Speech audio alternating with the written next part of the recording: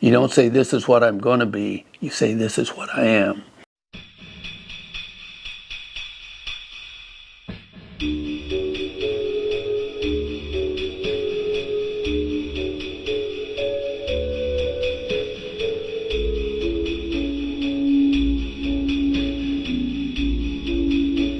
In 4 years of high school, I never had a date because I didn't feel worthy of a date. I just didn't feel like a girl would like me.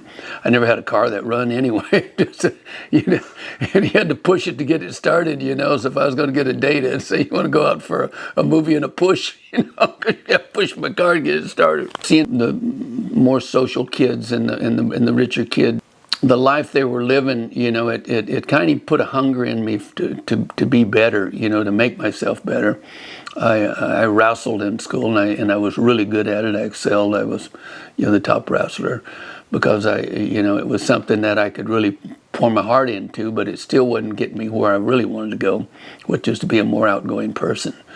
And then bull riding as well. Bull riding was an avenue to prove myself, to prove I was somebody. I realized that inside your brain is what they call a self-image. It's a blueprint of who you are and what you are capable of achieving.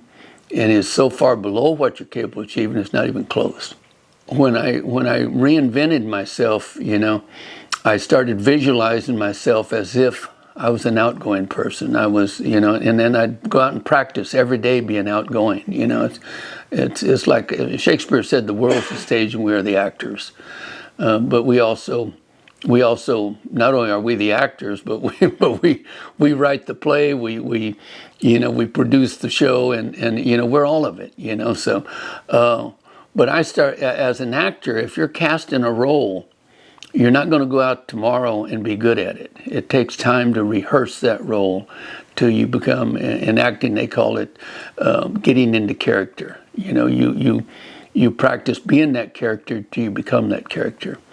And that's what they call fake it until you make it, So when I started the process of reinventing myself, it took a couple of months of rehearsal and practicing every day being an outgoing person, being a confident person, and also being a great bull rider. Seeing myself as if I was already the person I wanted to be. You don't say, this is what I'm going to be. You say, this is what I am. And you practice being that over and over again. And so it don't happen in one day and don't happen in 2 days. But 30 to 60 days down the line, as I started to feel like that person, I started to act like that person, I became that person. And like I said, I went out and run the first bull I got on.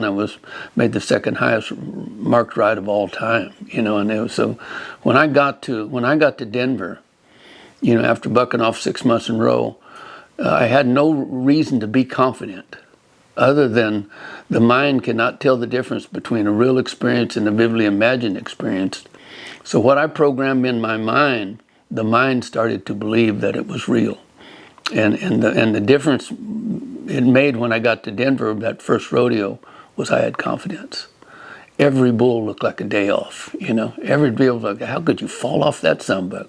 2 months before that, I couldn't figure out a way I could stay on one of them, And, so when I got on this really rank bull I had drawn that had been a couple of years unridden, I had no doubt in my mind that I was going to ride him. He was already rode, And that was every bull I got on. It was just a totally different person getting on.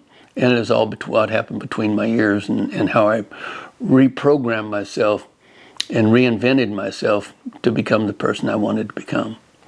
And throughout life, a famous philosopher said the best state that a human being can be in is called a state of positive expectancy. When you're dreaming about how good life's going to be at that next destination, once you get to that next destination, it's never going to be as good as it was in the dream, because that's the best state that you can be in. But then you look over here and you go, wait till I get over there. Then you go right back into that positive state of expectation, and you're in the best state that any human on earth can be. And so, during your lifetime, you never want to reach the top of the ladder. You just keep climbing, you just keep climbing. You get to this one, then you go, oh, wait till I get over there, and then you go over there, and then you wait till I get over there, and then wait till I get over there. And there again, that's what keeps you young. That's what keeps you getting out of bed every day with an agenda, You know, well, I wouldn't have a reason to go out there and do push-ups if it wasn't, you know, to keep my body in really good shape, and to look at myself in the mirror and say, you know, I'm young, you know, I'm young and I'm thriving, you know. I'm not an old man. I'm not walking around, God, I see these old men my age. Most of the guys that I started rodeo with are dead. Most of the guys I went to high school with are dead, you know. They're, you know, they, you know, life, you know, they just didn't approach life the right way and stay young. You know, they thought it was a part of life to grow old and you know, and hobble around, you know, get fat or whatever they get, you know, but it just don't go with living a long time. You know, when I did that body scan the other day, the doctor, he looked at me and he goes, "You're the world's champ, man." He said, on a scale of 1 to 400, 3 to 400 being where you're in a danger of a heart attack, he said, "You're a 2." He said, you know, he said, you know, there's the biggest piece of cholesterol they could find in my system was a 2 millimeter, you know, and that is so far from being dangerous, it's not even close, you know. You know, my heart and veins are, you know, are good, you know.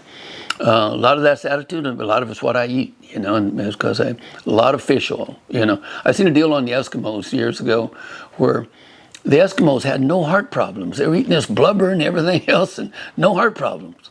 Fast foods come along, and then all of a sudden heart problems started being a big problem with them, you know. So I said, fish is big, you know. So that's when I got on fish and fish oil, and you know, and as I take fish oil in the morning, I take fish oil at night, I take krill oil, you know. You know, I really think that coats the veins, and usually what causes heart attacks is calcium collects, and then the cholesterol collects to the calcium. I don't think the calcium can collect to my veins because there's too much oil there. You know, it just goes right on. Because, you know, I remember at 75 when I did that scan, that doctor, he said there is 0 cholesterol anywhere in your heart or veins, and you're 75 years old. You know, I'm 80 now, and the biggest piece they could find was 2 millimeters. You know, and I take stuff to, you know, to clean that out too. You know, so it's just it's a matter of just you know, wanting to keep living and keep loving what you're doing. It ain't just about living; it's about loving what you do. You know, and yes, I'm still full of enthusiasm. I can't wait to get out of bed every day. At 100 years old, I'm gonna still be rocking and rolling, you know, and seeing if I can make it to 150, you know. So. You know.